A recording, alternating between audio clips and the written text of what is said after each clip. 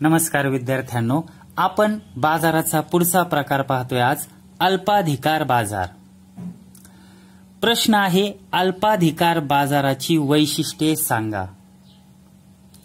आता थोडी आपण प्रस्तावना पाहूया। सोपा प्रश्न आहे। अल्पाधिकार इंग्रजीत शब्द आहे ऑलिगोपॉली। अल्पाधिकार म्हणजे इंग्रजीत काय? ऑलिगोपॉली या शब्दाची उत्पत्ती ग्रीक शब्द ऑलिगो म्हणजे अल्पसंख्य किंवा थोडे। ऑलिगोचा अर्थ काय होतो? अल्पसंख्य किंवा थोडे। आणि पॉलिस म्हणजे विक्रेते या शब्दापासून झाली आहे। म्हणजे ऑलिगोपॉलीचा अर्थ काय होतो? अल्पसंख्य विक्रेते किंवा थोडे विक्रेते। आता व्याख्या पहा विद्यार्थ्यांनो। अल्पाधिकार म्हणजे असा बाजार की ज्यामध्ये काही थोडे विक्रेते एकजिन्सी किंवा विभेदित वस्तूंचे उत्पादन करतात। खूपच सोपी व्याख्या आहे। काय? अल्पाधिकार म्हणजे असा बाजार। अल्पाधिकार म्हणजे असा बाजार की ज्यात काही थोडे विक्रेते एकजिन्सी म्हणजे एकसारख्या किंवा विभेदित म्हणजे वेगवेगळ्या प्रकारच्या वस्तूंचे उत्पादन करतात। उदाहरणार्थ मोबाईल सेवा पुरविणारे किंवा सिमेंटची कंपनी असेल, सिमेंट कंपनी। आता वेगवेगळ्या सिमेंट कंपन्या तुम्हाला माहिती असतील। ते काय करतात? एक तर एकजिन्सी सगळे सिमेंटच विकतात ना, किंवा थोडासा त्याच्यामध्ये भेद करून थोडासा वेगळ्या प्रकारचे उत्पादन करून त्याची विक्री करतात। आता अल्पाधिकार बाजाराची आपण वैशिष्ट्ये पाहूया। पहिलं वैशिष्ट्य आहे विद्यार्थ्यांनो, काही विक्रेते किंवा थोडे विक्रेते म्हणाले तरी चालेल। काही विक्रेते किंवा थोडे विक्रेते किंवा अल्पसंख्य विक्रेते कोणताही शब्द चालेल। अल्पाधिकार बाजारात काही थोडे उत्पादक किंवा विक्रेते असतात। अल्पाधिकार बाजारपेठेमध्ये काय? काही थोडेसे उत्पादक किंवा थोडे विक्रेते असतात।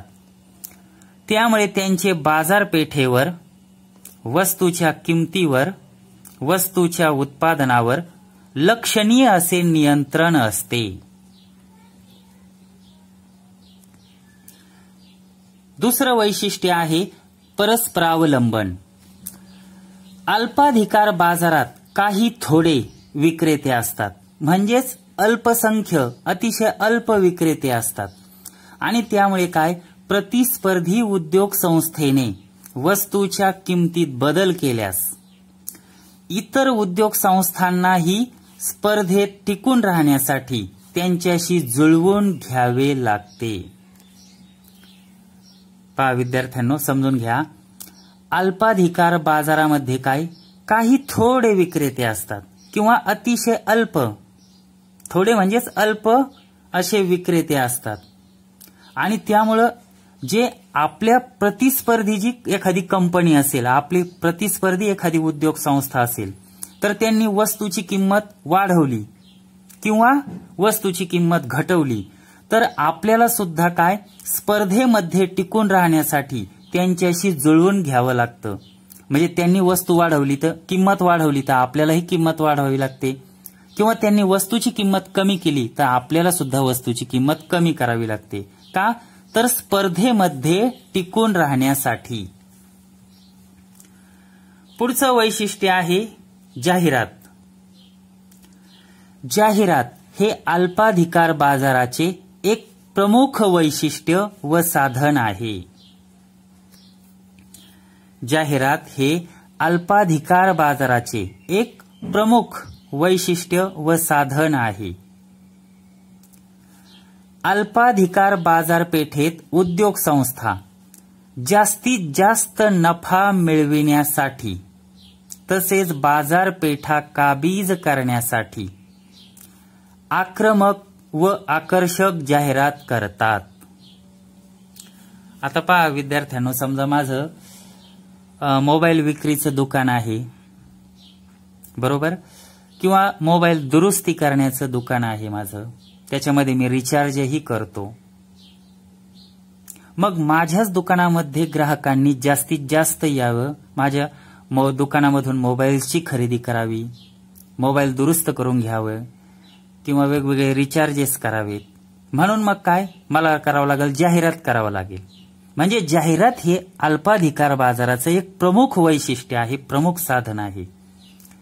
आणि अल्पाधिकार बाजारपेठेमध्ये काय करावं लागतं, कंपन्यांना किंवा उद्योग संस्थांना जास्तीत जास्त नफा मिळविण्यासाठी, बाजारपेठा काबीज करण्यासाठी आक्रमक व आकर्षक जाहिरात करावी लागते.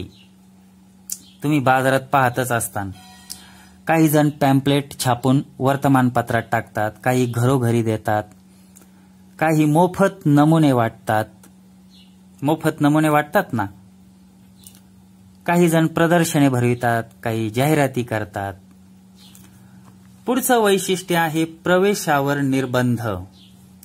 अल्पाधिकार बाजारात कंपन्या वाटेल तेव्हा बाजारपेठेतून निघून जाऊ शकतात, म्हणजे बाहेर पडू शकतात, म्हणजेच उद्योग बंद करू शकतात.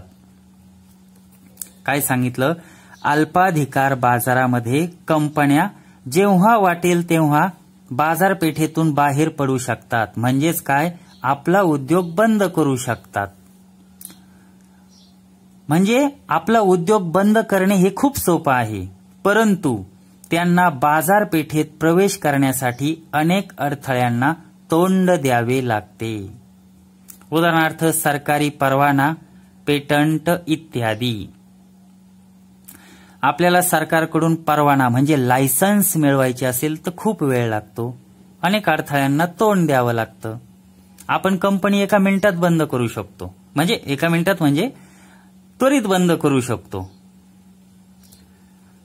पण सुरू करण्यासाठी काय अनेक अडथळ्यांना तोंड द्यावं लागतं. उदाहरणार्थ काय, सरकारचं लायसन्स मिळवायचं असेल, परवाना म्हणजे लायसन्स, पेटंट्स मिळवायचे असतील, कायदेशीर अधिकार.